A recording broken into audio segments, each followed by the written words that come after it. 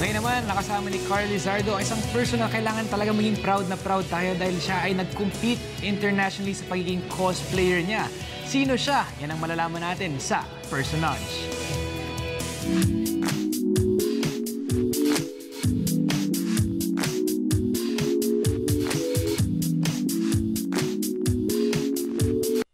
Ang paggaya sa mga anime characters ang isa sa kanyang pinagkakaabalahan sa ngayon.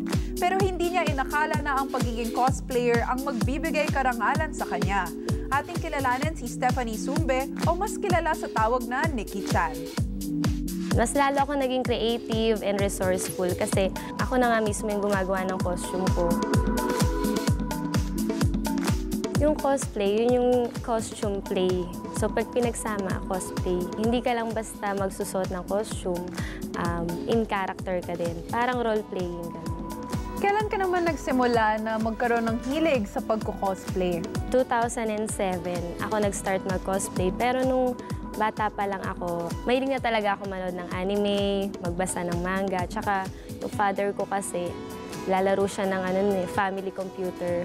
Tapos marami kaming gaming console sa bahay. So na-impluwensyahan din niya ako talaga. Ano yung kasiyahan na nabibigay sa'yo sa pagsali dito sa mga cosplay events at competitions? Actually, nung una, gusto ko lang maraming kaibigan. So, nakakuha naman ako maraming kaibigan. And then, after nun, na-overcome ko yung stage fright ko sa pagsali sa cosplay. And then, kasi nagtatrabaho ako, so every weekends, cosplay ako, nawawala yung stress ko.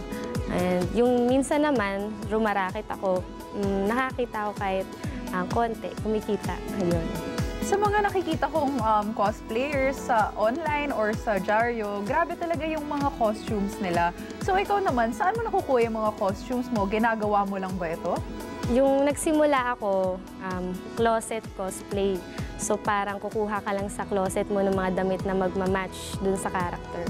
Then eventually, nung nag-try ako magpatahi, kaso hindi siya ganun ka-accurate. So, tinry ko na ako sa sarili ko gumawa. And ngayon, nag-aaral ako manahi. Ako nananahi ng mga costume ko. Yung mga armored na costume, matagal siyang gawin, mga 1 week. Para sa amin kasi nagtatrabaho kami. So, after nung work namin, tsaka lang kami nakakagawa. So, ano-ano na yung mga characters na nagawa mo? Yung simula, puro mga naka-Seifuku, mga naka-sailor uniform. Sa Monster Hunter, female Rathalos, Blade Master, tapos female Akantor, game yun. Tapos, Pretty Cures, anime naman yun, Magical Girls.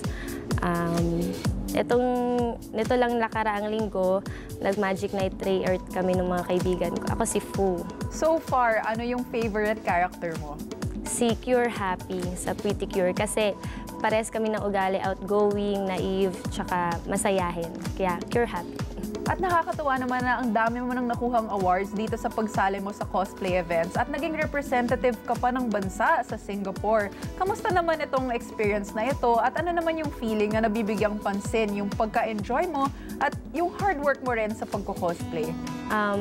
Mahalaga sa akin kasi isa siyang experience na hindi ko malilimutan kasi dahil sa cosplay, nakapunta ako sa ibang bansa.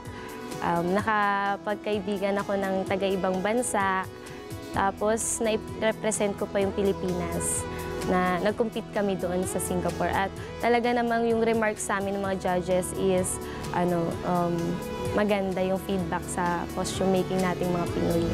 Finally naman, meron ka bang message or advice na mabibigay sa ating mga viewers na gusto rin mag-cosplay? Sa mga kabataan na gustong sumubok mag-cosplay, huwag kayong mahiya. Pero isipin nyo kung ano yung character na talagang gusto nyo. Dapat parehas ng character mo para hindi ka mahihirapan. Isipin mo din yung budget mo. Hanggat maaari kung kaya mong gawin, ikaw na lang para mas mura. Huwag ka na humingi sa mga magulang mo, ikaw na lang mag-isa. At saka huwag kayong mahihiya. Pumunta lang kayo sa con, makipagkaibigan kayo. Welcome na welcome kayo sa cosplay community. Tulad ng mga anime characters, ang kabutihan at pagtulong sa kapwa ang nais pa rin ni Stephanie na mabigyan pansin ng publiko, lalo na ng mga kabataang dumadalo sa kanilang cosplay events. Hanggang sa susunod na pagkilala sa mga katangi-tanging Pilipino, ako po si Carla Lizardo.